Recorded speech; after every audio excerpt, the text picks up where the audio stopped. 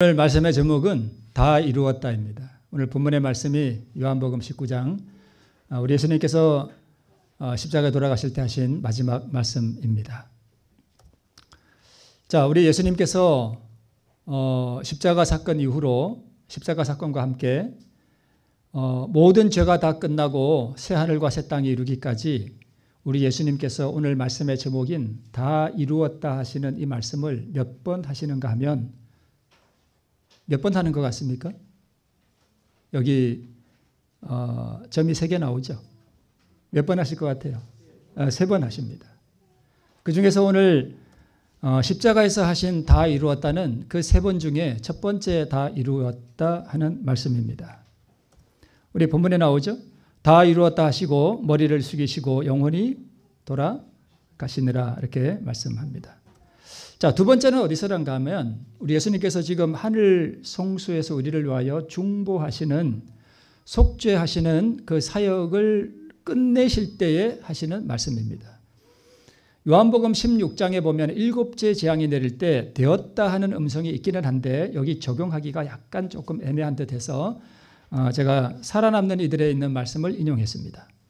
법궤 앞에서 제사를 드리시던 예수께서 그 향로를 내려놓으시는 것을 보았다. 그는 손을 드시고 큰 소리로 다 이루었다고 하셨다라고 기록되어 있습니다. 이것은 앞으로 있을 미래의 일입니다. 그리고 또 한 번 다 이루었다는 말씀이 있습니다. 그것은 언제인가 하면 우리 예수님이 3번째 이 땅에 오시고 악인들이 부활하고 악인들이 다 소멸되고 새 하늘과 새 땅이 이 땅 위에 창조되고 난 이후에 하시는 말씀이에요. 계시록 21장 6절에 또 내게 말씀하시되 이루었도다.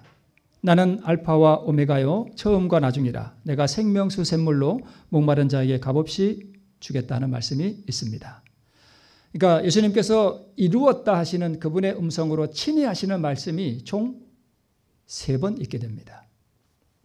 자, 그러면 그 중에 먼저 첫 번째 오늘 본문의 말씀인 그분이 십자가에서 운명하실 때 다 이루었다 하시고 머리를 숙이신 그 이루었다가 무엇을 의미하는지에 대해서 오늘 함께 이 3가지 다 우리 함께 살펴보도록 하겠습니다. 예수님께서는 이 세상에 사실 때 33년 반 동안 사셨습니다. 그 33년 반 동안의 생애와 십자가의 죽음 바로 직전까지 그분이 무엇을 이루셨길래 다 이루었다 하시고 돌아가셨는가? 그분이 이루신 것이 무엇인가 하는 것입니다. 자, 늘 드리던 말씀 다시 한번 오늘 볼게요. 율법은 의, 즉 의로운 생의 완전한 품성을 요구하지만 인류는 그 요구에 미칠 수 없다. 인류는 하나님의 거룩한 율법의 요구를 충족시킬 수 없다. 그러나 그리스도께서는 인간으로서 지상에 오셔서 거룩한 생애를 사시고 완전한 품성을 뭐 하셨대요? 개발시키셨대요. 그리스도께서는 그것을 받고자 하는 모든 자들에게 값없이 선물로 주십니다. 여기 이 말씀을 가만히 보면 예수님께서 인간으로서 이 세상에 오셔서 무언가를 이루셨다라고 하는 뉘앙스를 뭐 해주고 있습니까? 우리에게 보여주고 있습니다. 그렇죠? 그분이 뭔가를 이루셨다는 말씀이 이 말씀 가운데 있어요. 그러면 그분이 도대체 무엇을 개발시키셨는가? 자, 이 말씀을 가만히 보면 거룩한 생애를 사시고 완전한 품성을 뭐 하셨대요? 개발시키셨습니다. 완전한 품성을 개발시키셨어요. 그러면 완전한 품성이 뭘까? 자, 율법은 의, 즉 의로운 생의 완전한 품성을 뭐 한대요? 우리에게 요구한대요. 그런데 우리는 그것을 이룰 수 없으니까 예수님이 이 땅에 오셔서 그것을 뭐 하셨다는 거예요? 이루셨다는 것입니다. 자, 거룩한 생애를 사시고 완전한 품성을 개발시키셨는데 바로 그 개발시킨 것을 율법이 우리에게 뭐 한대요? 요구한다는 거예요. 그렇죠? 자, 그것을 다시 한번 보면 뭘 요구한대요? 율법이 우리에게 의를 요구한다는 거예요. 그러면 의로운 생의 완전한 품성을 달리 표현하면 그건 뭐예요? 의예요. 그렇죠? 그렇죠? 율법이 우리에게 의를 요구하는데 그것을 우리가 이룰 수 없으니까 주님께서 오셔서 그것을 뭐 하셨다는 뜻이에요? 이루셨다는 것입니다. 그것을 이 의를 풀어서 보면 거룩한 생의 완전한 품성이에요. 그렇죠. 논리적으로 보면 그렇죠. 네.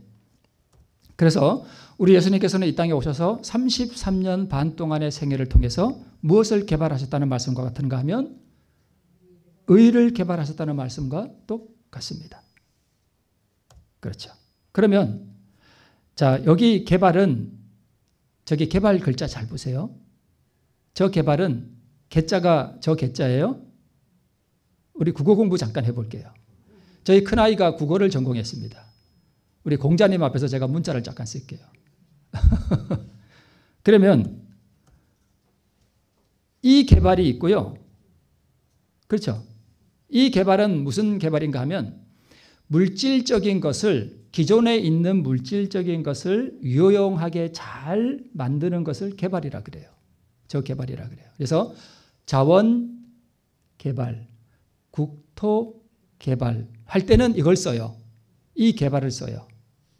그런데 아까 예수님께서 우리를 위하여 개발하신 의를 개발하셨다는 그 개발은 이 개발이 아니죠. 이 개발이죠.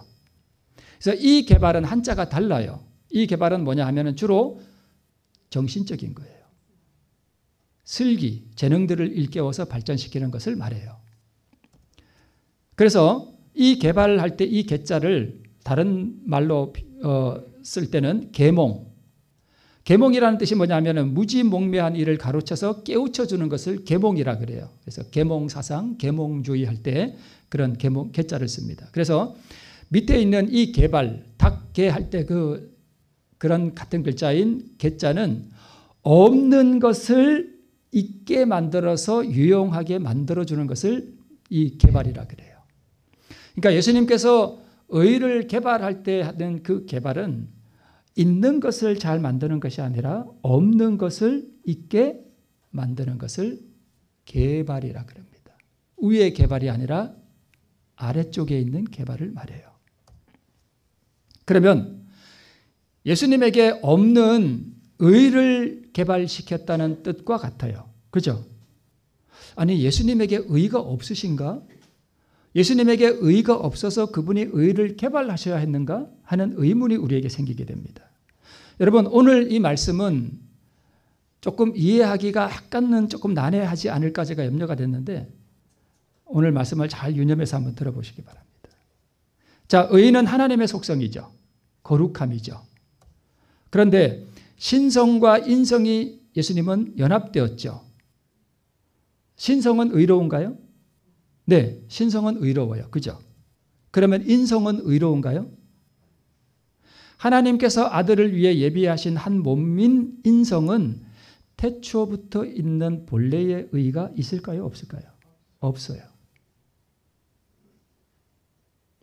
오늘 제가 말씀드리는 이것들은 어떻게 보면 상당히 중요한 말씀이에요. 잘 들어보시기 바랍니다. 자, 여기 이렇게 인성과 신성이 예수님 안에서 하나로 절묘하게 연합되어 있는데 이 신성은 의로워요. 그러나 인성은 나중에 하나님께서 그리스도의 그 신성을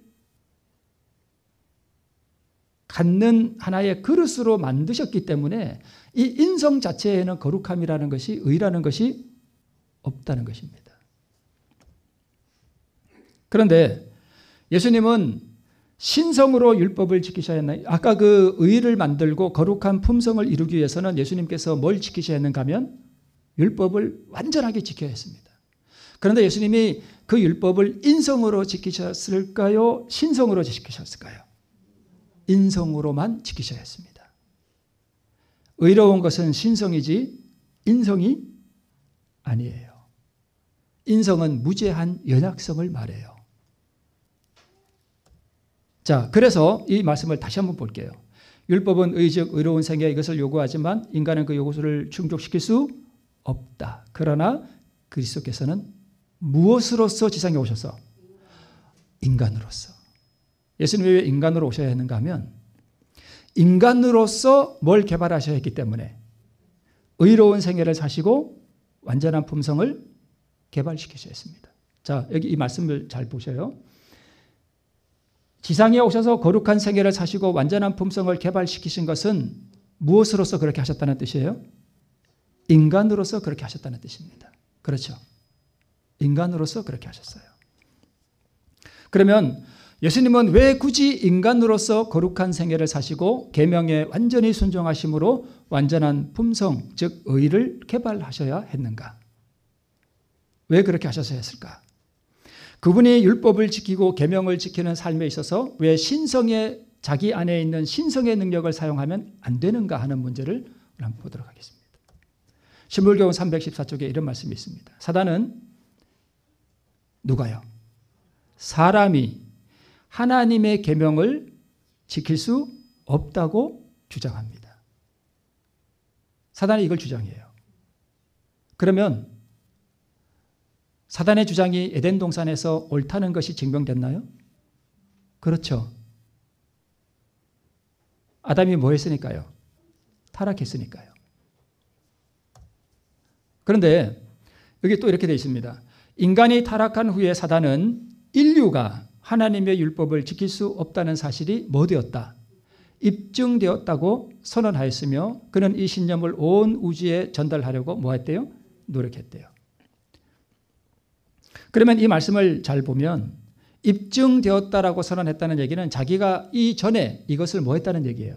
주장했다는 얘기와 같습니다. 하늘에서 이 주장을 했어요. 인간은 율법을 지킬 수 없다. 에덴 동산에서 아담이 선악과를 먹고 난 다음에 거봐라. 인류는 율법을 지킬 수 없다라고 말했습니다. 자, 사단이 말하기를 피조물은 율법을 지킬 수 없다라고 말했기 때문에 그래서 예수님은 사단의 주장을 뭐 하기 위해서요? 반박하기 위해서 오직 인성으로만 온전히 계명을 뭐 하셔야 했는가 하면 순종하셔야 했습니다. 이 이야기는 달리 표현하면 자기 안에 있는 신성의 능력을 사용하면 안 됩니다. 그러므로 인성은 고유의 의가 없기 때문에 예수님은 이 의를 어디서 받아와야 했을까요? 아버지에게서 받아와야 했습니다. 아버지의 의를 받아서 자기의 것으로 삼아서 그것으로 자기의 33년 반 동안의 생애를 사셔야 했다는 것입니다. 이렇게 받은 하나님의 의를 삶 속으로 가지고 와서 그 의를 가지고 33년 반 동안 사셨습니다. 그래서 인성은 고유의 의가 없기 때문에 인성으로만 율법을 지키려면 뭐가 필요하냐면 의가 필요해요. 그래서 그 의를 아버지에게서 매일 매순간 받아서 그것으로 삶을 뭐 했대요? 사셨대요. 그게 뭐예요? 개발이에요. 멍멍이 개할 때 그 개는 있는 것을 바꾸는 거죠. 유용하게. 근데 여기서 말하는 이 개발은 없는 것을 있게 만드는 거예요. 자기 안에 없는 것을 다른 데서 받아와서 그것을 자기의 것으로 삼는 것을 바로 이 개발이라 그래요. 왜 예수님이 이 의를 개발하셔야 했는가 하면 여러분 이해가 되시죠? 인성으로만 계명을 뭐 해야 됐기 때문에 온전히 지켜야 했기 때문에 그 인성으로 계명을 지키려면 뭐가 필요하냐면 의가 필요했습니다. 그래서 아버지의 의를 받아와야 했어요. 그래서 자기 인성 속에 없는 하나님의 속성인 의를 아버지 하나님께 받아서 그 의를 사용했습니다. 자신을 위하여 신성의 능력을 사용하면 구세주가 될 수 없습니다. 그러면 왜 신성을 사용하면 안 되는가? 우리의 입장, 특히 아담의 입장에서 인류의 선두에 서서 했기 때문에 타락한 인류에는 여러분 타락한 인류에는 자기 안에 의와 신성이 있어요, 없어요? 없어요. 없습니다. 그래서 그분은 이 땅에 오실 때 물론 신성과 인성이 연합된 성육신의 몸이지만 거룩한 생애를 사시고 완전한 품성을 개발하시는 그 일에 있어서는 온전히 무엇으로서? 인간으로서 그 일을 하셔야 했다는 것입니다. 자, 그럼 여러분 보세요. 광야의 시험을 당하시는 예수님의 장면을 한번 보면 시험하는 자, 즉 사단이 예수께 나와서 가로되 내가 만일 하나님의 아들이거든 명하여 이 돌들이 떡덩이가 되게 하라라고 유혹을 했습니다. 자, 그러면 우리가 이 그림을 보면서 사단이 왜 예수님에게 이런 시험을 했을까 한번 생각해 보겠습니다. 다른 시험도 많을 텐데 왜 사단은 돌들로 떡덩이가 되게 하라라고 하는 이 유혹을 줬을까? 왜?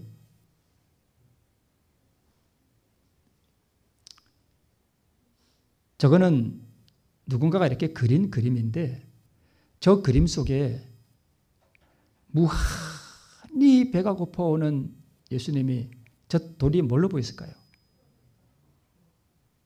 제가 저기 원주 송곡교에 있을 때 한 3일인가 4일을 금식을 했어요. 금식을 하고 나서 동네에 이렇게 다니는데 박물을 갔는지 어디를 갔는지 할 때 가는데 이렇게 밭에 뭐가 있냐 하면 그 여러분 갓 있죠. 갓김치 하는 그 갓을 이렇게 있는데 그 갓을 이렇게 쳐다보는데 그게 갓김치로 보여. 그래서 막 엎드려서 그걸 막 뜯어먹고 싶은 거예요. 저기 그 냉면 같은 데다가 갓김치 얹어서 먹으면 얼마나 맛있겠어요. 이 갓이 갓김치로 보여. 막 뜯어먹고 싶은 거예요. 예수님은 40일을 금식하셨으니까 이 돌이 뭘로 보였을까요? 완전히 떡으로 보였어요. 그러면 사단이 왜 이것을 이런 시험을 했을까? 이 이야기는 그 요점은 뭐냐 하면 너의 뭘 사용하라는 거예요. 신성의 능력을 사용하라는 거예요. 너의 신성의 능력을 사용하여 너의 육신의 갈망을 무엇시켜라? 충족시키라는 유혹이었습니다. 자, 인간에게는 이런 능력이 있습니까? 없습니까? 없습니다. 인간에게 없는 능력을 자신을 위하여 사용하면 배가 고파서 빵을 훔친 사람을 예수님이 심판하실 수 있을까요? 여러분 생각이 어떻습니까? 심판하실 수 있을까요? 답이 나와 있네요. 심판하실 수 없어요. 왜? 그러면 나중에 너무 배가 고파서 빵을 훔쳐 먹은 사람이 예를 들어 지옥에 가게 됐어. 그 이제 심판을 받아야 돼. 예수님이 이렇게 심판주 앞으로 이렇게 섰는데 배가 고파 빵을 훔쳐 먹은 사람이 이제 지옥 가게 됐어. 그래서 이 지옥 가게 된 사람이 예수님께 따져 묻습니다. 예수님, 당신은 배가 고플 때 살기 위해서 돌로 빵을 만들어 먹었지만 나는 돈도 없고 그런 능력도 없어서 나는 살기 위해서 빵을 훔칠 수밖에 없었습니다. 그럼 예수님이 뭐라 하실 거예요? 뭐라 하실 거예요, 예수님이? 그렇지 않을까요? 그래서 예수님은 우리에게 없는 신성의 능력을 죄를 이기거나 자기의 어떤 곤경한 상황을 벗어나기 위해서 사용하면 안 됐습니다. 이게 예수님의 자아굴복이에요. 신성의 능력을 사용하는 것을 포기하는 자아굴복을 예수님께서 하셨습니다. 예수님이 믿음으로 사셨나요?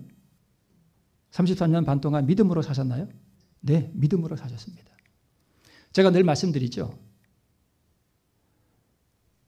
하나님이 살아계시고 하나님의 말씀이 진리고 천사가 있고 이 진리 안식일이 토요일이고 모든 진리를 우리가 다 인정한다 할지라도 그 지적 동의는 우리를 구원하는 믿음은 아니라 그랬습니다. 우리를 구원하는 믿음은 자기를 굴복시키는 믿음이에요. 믿음 이꼬르 자아굴복이에요.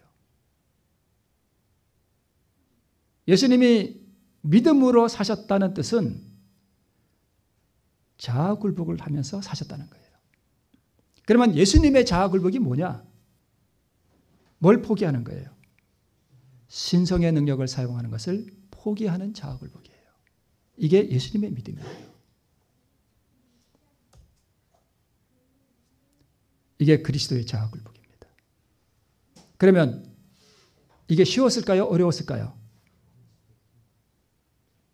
자, 여기 이런 말씀이 있습니다. 사단은 그의 시험으로, 즉 돌로 떡을 만들어라는 그의 시험으로 세상의 구주를 속여서 그분으로 하여금 신성의 능력을 사용하게 할 수 있다고 생각하였다. 생명의 왕께서 신성에다 인성을 입으신 채로 그분이 책임진 구속의 계획을 수행한다는 것은 어려운 일이었다. 그는 하늘 공정에서 존경을 받은 바 있는 분이셨고 절대적인 힘을 익히 알고 계셨습니다. 자, 그러면 이 글을 자세히 우리가 좀 분석을 해보면 예수께서 자기 안에 있는 신성의 능력을 자기를 위하여 사용하면 구원 사역에 문제가 된다는 것을 사단은 알고 있었다는 뜻입니다. 그렇죠? 만약 예수님이 그 신성의 능력을 사용해서 그 돌을 떡으로 만들어 먹는 순간 사단은 자기가 승리한다는 것을 알고 있었습니다. 인류의 구세주가 될 수 없다는 사실을 사단은 알고 있었어요. 그래서 광야에서 첫 번째 시험을 한 돌로 떡을 만들어 먹으라 한 이유가 예수님이 뭘 사용하게 하려고? 신성의 능력을 사용하게 하려고 바로 그 시험을 했던 것입니다. 계속해서 이렇게 기록하고 있습니다. 그런 분이 인간의 수준에 그대로 머물러 계신다는 것은 마치 타락한 본성을 가진 낮은 수준의 인간이 향상되어서 신의 성품에 찬양하는 것만큼이나 어떤 일이었다? 어려운 일이었다. 계속해서 그리스도는 그가 위험에 처했을 때 위험에서 자신을 구해내고 흑암의 왕의 권세를 누르고 뭐하기 위해서요? 승리하기 위하여 그의 신성의 능력을 사용하고자 하는 경향성을 억누르기 위하여 그의 모든 힘을 다해야 하는 참으로 처절한 시련을 당하셨다. 어떤 시련을 당하셨대요? 처절한 시련을 당하셨대요. 그러니까 내게 그런 능력이 있는데 그 능력을 사용하지 않기 위하여 그것을 억제해야 하는 우리가 이해할 수 없는 어떤 깊은 시련을 그분이 이기셨다는 뜻입니다. 이게 예수님의 자아굴복이었습니다. 누구를 위해서요? 우리를 위해서. 어쩌면 오늘 여기 기록된 이 글이 오늘 말씀의 핵심을 설명하는 거예요. 우리 구주 예수 그리스도의 자아굴복. 제가 다른 때 다시 한번 이 말씀을 혹시 할 줄은 모르겠어요. 하리라고 생각은 약간 제가 하고 있는데 여러분 순종이 뭔가 하면 순종하라 그러죠. 순종이 뭐냐 하면 순종이 자아굴복이에요. 순종이 뭐라고요? 순종이 자아굴복이에요. 제가 이거 다른 기회에 한번 기회 되면 말씀드리겠습니다. 왜 신성의 능력을 사용하면 안 되는가? 인간은 율법을 지킬 수 없다는 사단의 주장을 인간으로서 율법을 지킬 수 있다는 것을 뭐 해야 되기 때문에? 증명해야 했기 때문에 자신 안에 있는 신성의 능력을 사용하면 사단의 주장을 반박할 수가 없게 되는 것입니다. 그래서 여기 파란 글씨는 마귀가 만약에 예수님의 신성의 능력을 사용하면 마귀가 이렇게 말할 거예요. 파란 글씨. 당신은 나의 시험을 이기는데 뭘 사용했다? 신성의 능력을 사용했다. 당신은 내가 하늘에서 주장한 것을 반박하는데 뭐 했다? 실패했다. 그러므로 당신은 세상의 구주가 될 수 없다.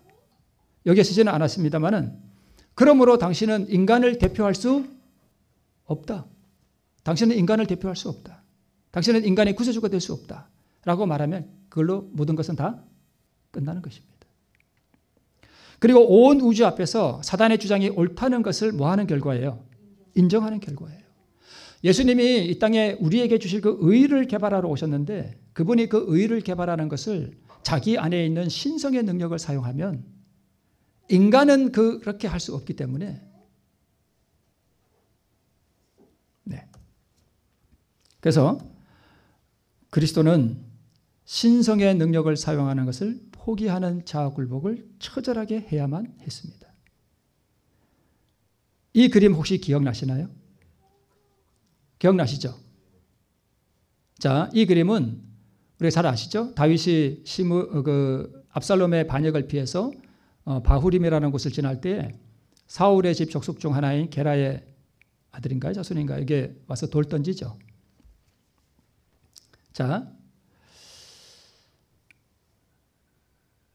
이 그림을 보시고 이 질문을 한번 답해 보시기 바랍니다. 누군가가 나에게 억울하게 나를 모함하고 저주의 돌을 던질 때 내가 이겨내기 쉬울까요? 다윗이 이겨내기 쉬웠을까요? 똑같은 상황이 내가 만약에 경험한다 그러면 다윗이 이것을 이기기 쉬울까? 내가 쉬울까? 정답은 다윗은 이 시험을 견디기가 우리보다 훨씬 더 어려웠습니다. 왜 그럴까요? 그는 뭐였습니까? 왕이었습니다. 내가 지위가 높으면 높을수록 누군가가 나를 모함할 때 그것을 견디는 것이 더 어렵습니다. 두 번째 이유는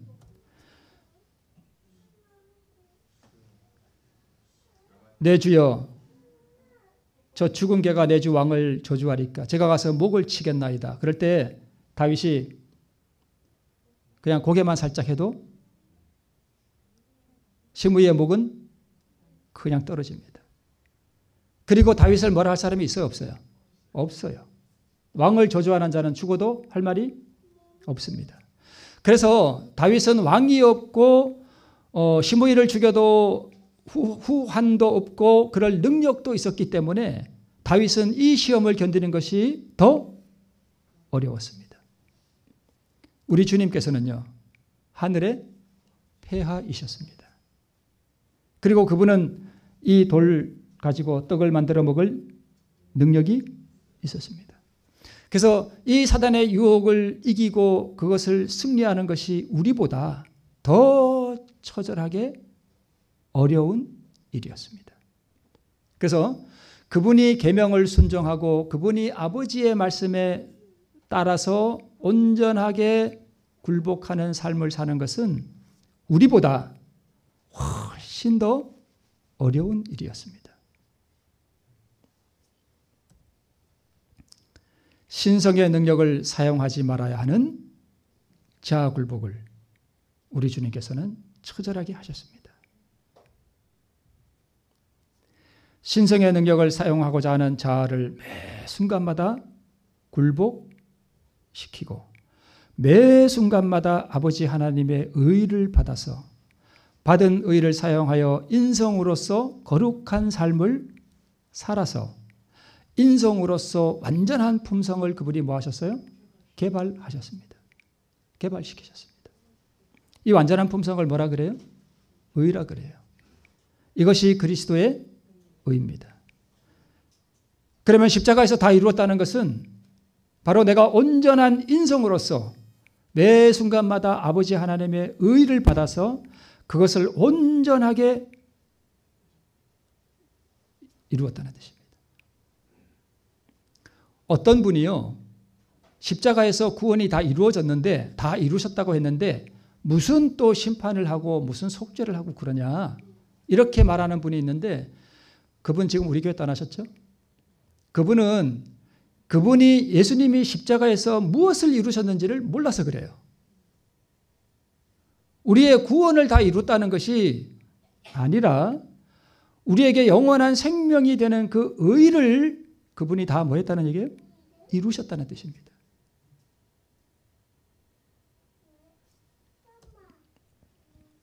다윗의 고난이 평민의 시험보다 훨씬 더 견디기 어려웠던 것처럼 그리스도의 시험과 고난은 인간의 시험보다 훨씬 더 견디기 어려운 것이었습니다. 결코 우리보다 쉬운 것이 아니었습니다. 물론 그분의 신성의 능력을 사용한 것처럼 보이죠. 물 위를 걸으시고 죽은 자를 살리시고. 그럼 그거는 뭐죠? 근데 예수님은 나는 스스로 아무것도 할 수 없다 그랬습니다. 그것은 뭐냐 하면 믿음으로 아버지의 능력을 의지한 거예요. 베드로와 요한이 성전 미문에 앉은 병에게 나는 금과 은은 내게 없거니와 나사렛 예수의 이름으로 일어나 걸으라. 그게 베드로의 능력입니까? 아니요. 우리 구주의 능력이에요. 예수님도 그렇게 사셨다는 거예요. 처절한 자아 포기를 통해 아버지의 의를 받아 이것을 자신의 것으로 삼는 바로 그 품성의 개발을 예수님께서 이루셨다는 것입니다. 그래서 일생 동안 사실 예수님은 자신의 의를 뭐 하신 거예요? 개발하신 거예요. 자기 의를 개발하신 거예요. 누구 주시려고요? 우리에게 주시기 위해서 그것을 개발하셨다는 것입니다. 이 의가 곧 우리의 생명이에요. 그래서 우리들에게 공로가 있어서가 아니라 하나님께서 값없이 주신 선물로서 그리스도의 의를 우리에게 전가시켜 주셨다는 생각은 실로 보배로운 생각이었다. 자, 계속 반복됩니다. 신성의 능력을 사용하고자 하는 경향성을 처절한 자아 굴복을 통해서 억누르시고 아버지 하나님의 의를 받아서 믿음으로 아버지의 계명을 온전히 순종하는 그 품성을 죽는 순간까지 개발시키셨습니다. 이것을 다 이루었다라고 하는 선언이었습니다. 자, 여기 밑에 파란 배경이 있는 글씨를 다시 한번 보면 보세요. 믿음으로 아버지의 계명을 온전히 순종하는 품성이죠. 믿음은 다른 말로 표현하면 뭐라고요? 그게 자아굴복이고, 그렇죠. 믿음 자체가 순종이고 자아굴복이 믿음이고 자아굴복이 품성이고 자아굴복이 순종이고 자아굴복이 의고 믿음이 의고 다 같은 거예요. 아주 긴밀하게 다 연결되어 있는 것입니다. 믿음으로 품성을 개발한다. 자아굴복으로 의를 받는다. 다 같은 것입니다. 자, 그러면 두 번째, 법궤 앞에서 제사를 드리시던 예수께서 그 향로를 내려놓으시는 것을 보고 이제 큰 소리로 다 이루었다라고 말씀하신 것을 우리가 보게 됩니다. 그러면 하늘 성소에서 그리스도께서는 또 무엇을 이루셨는가? 자, 십자가에서는 그분이 우리에게 주실 뭘 이루셨다고요? 의를 이루셨어요. 그것을 개발하셨어요. 그분에게 의가 인성 가운데 의가 없어요. 그래서 그 의를 아버지에게서 늘 받아서 그것을 삶으로 살았습니다. 그것을 품성 개발이라 그래요. 그럼 우리도 품성을 개발하려면 우리도 품성을 개발해야 되나요? 개발해야 됩니다. 왜요? 우리에게 뭐가 없으니까? 의가 없으니까. 자, 이제 이 말씀을 또 다시 한번 보면 인간으로서 지상에 오셔서 거룩한 생애를 사시고 완전한 품성을 뭐 하셨다? 개발하셨다. 자, 개발하셨죠? 의를 개발하셨죠? 그리스도께서는 뭘요? 그것이 뭡니까? 의죠. 그것을 우리에게 뭐 하신대요? 주신대요. 그러면 예수님도 아버지 하나님에게서 의를 받았고 우리는 누구에게서 받고요? 우리는 하나님의 의를 받는 게 아니에요. 누구의 의를 받아요? 그리스도의 의를 받는 거예요. 예수님과 똑같은 방법으로 우리도 의를 개발합니다.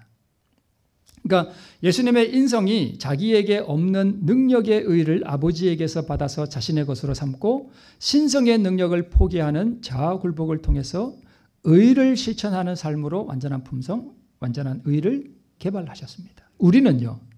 우리는 우리 자신에게 없는 의를 예수 그리스도로부터 받고 계속적인 자아굴복을 통해 의에 순종하는 삶으로 완전한 의를 개발해 나간다. 이것을 뭐라 그런다? 품성이라 그런다. 자, 그러면 예수님의 자아굴복과 우리의 자아굴복이 약간 다릅니다. 예수님의 자아굴복은요, 신성의 능력을 사용하는 것을 포기하는 자아굴복이에요. 우리는요, 마귀의 본성을 사용하려고 하는 그 경향성을 포기하는 자아굴복이에요. 이걸 잘 여러분 이해하셔야 됩니다. 우리 안에 마귀 본성이 올라오죠.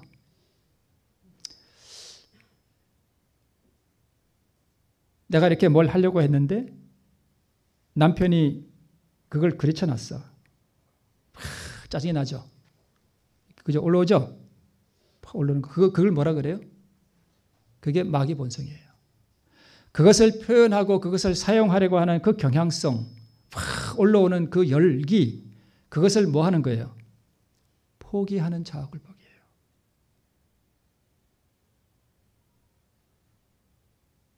예수님은 신성의 능력을 사용하는 것을 포기하는 자아굴복이에요.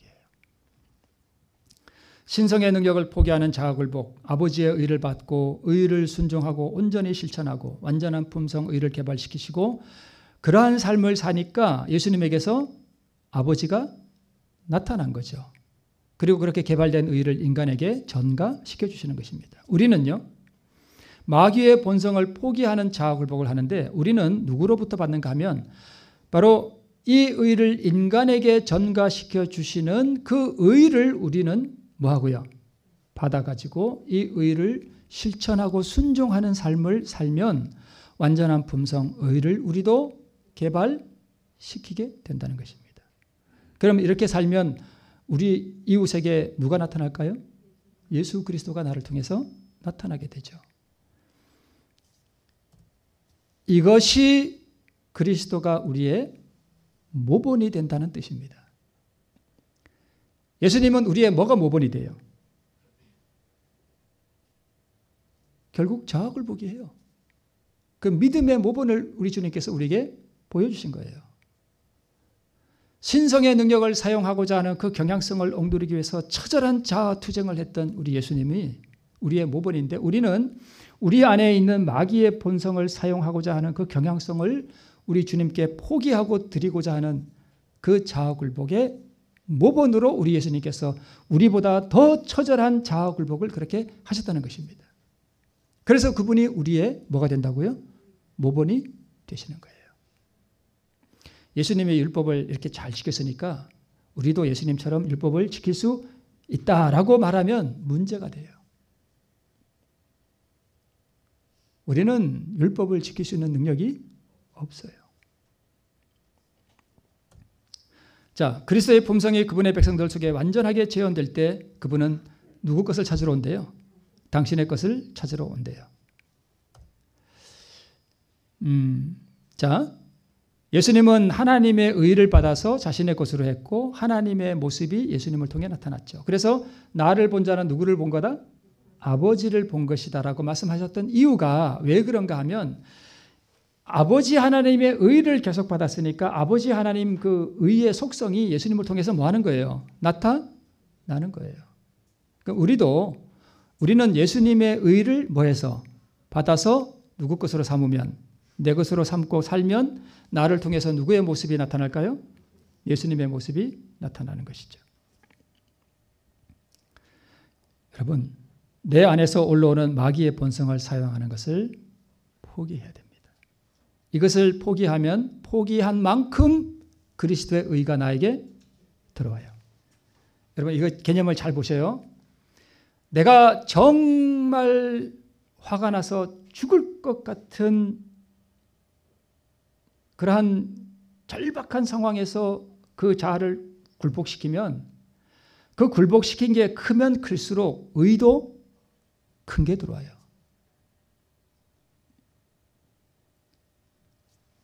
조금 굴복하면 조그만 게 들어와요. 그러니까 내가 내 자아를 굴복시키면 굴복시킨 것만큼 뭐가 들어올까요? 의가 들어와요. 그래서 성화는 하루 이틀의 경험이 아니, 성화는요, 내 자아, 마귀 본성이 발현되는 것을 우리 아이들에게 나타나는 게 있죠. 그런 거. 그것을 하나님 앞에 굴복시키고 내 이기심 다 굴복시키고 나를 내려놓는 그 자아 굴복이 곧 믿음이고 그게 순종이고 그게 의예요. 그렇게 할 때 하나님께서 내 안에서 마귀 본성이 빠져나가는 것만큼 그분이 의를 나에게 주시는 거예요. 그러면 이 성화의 경험을 10년을 산 사람과 한 달 산 사람의 그 성화의 경험은 하늘과 땅차만큼 커요. 마귀의 본성인 가지를 쳐내고 의의 나무를 자꾸 키워야 돼요. 그렇게 그분의 형상이 재현되면 그분은 그분의 것을 찾기 위해서 이 땅에 강림하신다는 거예요. 그 나무가 온전히 자라면 그분은 하늘 성소에서 이제 나를 이렇게 내려다보시면서 다 이루었다라고 말씀하시는 거예요. 교회에서는 멋지게 예배를 드렸는데 저도 그렇게 한 번도 실수도 안 하고 온전한 삶을 산 것도 아니고 저도 옛날에 제가 잘못 살은 것에 대해서 지금도 뼈저리게 후회를 하고 어제 아이들이 우리 집에 와서 이렇게 거실에 이렇게 누워서 이제 대화도 하고 이렇게 핸드폰도 이렇게 보고 하는데 저는 아이들과 명절을 잘 보내고 이런 생각보다 우리 제 마음속에 참 어떤 슬픔이 있었습니다. 그게 뭐냐면 이 아이들이 구원을 받아야 될 텐데 이 아이들이 구원을 받지 못하면 마지막 천년기 후에 예수님 재림하실 때, 삼림하실 때 예수님이 십자가에서 겪으셨던 하나님으로부터 영원히 버림받는 그 형언할 수 없는 고뇌를 이 아이들이 겪고 영원한 사망으로 들어가야 할 텐데 이 아이들의 영혼을 어찌할꼬? 이 아이들을 어찌할꼬? 제가 우리 아이들 이렇게 막 놀고 있는 동안 저는 마음속으로 기도가 나와요. 하나님, 이 아이들의 영혼을 어찌해야 합니까? 이 머리 굵은 아이들을 제가 강제로 이렇게 한다고 애들이 따라옵니까? 잘.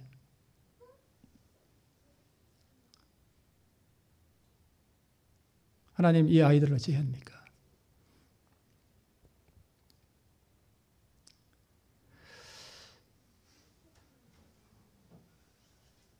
그 나무가 온전히 자라면 그때 그분은 하늘 성소에서 다 이루었다라고 선언하시고 향로를 내던지십니다. 그때 불의한 자는 불의를 하고 거룩한 자는 그대로 거룩하고 하는 그 마지막 선고가 내려질 것입니다.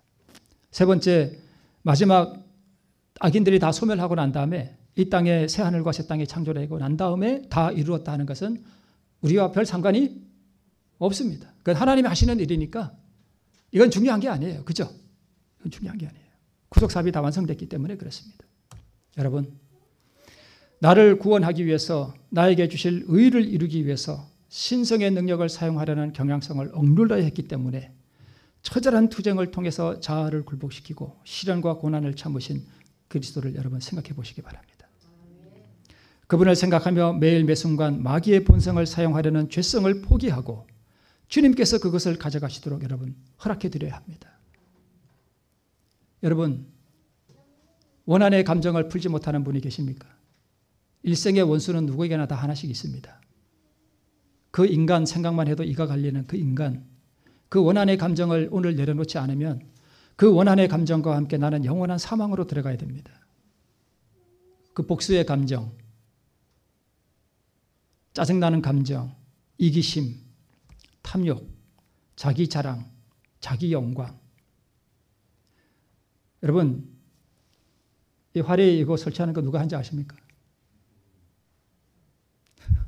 제가 했어요. 근데 여러분, 이거 하고 그 다음 주인가? 우리 고장로님하고 조한길 장로님 저에게서 말씀을 하셔요. 저거 누가 했지? 그때 제가 속으로 뭐라 그랬게요? 저거 내가 했는데. 근데 그러고 말았으면 좀 다행인데, 이 두 분이 또 앞에 나오셔. 그래서 조한길 장로님이, 저거 전에 저렇게 안 돼 있었는데? 저거 누가 했는데? 우리, 이승원 장로님이신가 보다. 조한길, 고인서 죄송합니다, 장로님. 장로님 아닙니다. 이승원 장로님이, 저거 전에 안 돼 있었는데? 근데 앞에 나와서 또 그러는 거예요. 그때 갑자기 제가 뭐라 그랬게요? 제가 했습니다. 제가 그날 저녁 집에 가서 얼마나 부끄러웠는지. 이거 제가 한 거 자랑하려고. 내가 했다 이거예요, 내가. 목사님 이거 잘했죠? 네. 그날 제 방에 앉아 있는데 너무 부끄러웠습니다. 내 안에 있는 이 죄성, 이 자아, 나를 드러내려고 하는 이 더러운 자아가 여전히 내 안에서 뱀처럼 구렁이처럼 들어앉아 있는 내 자아.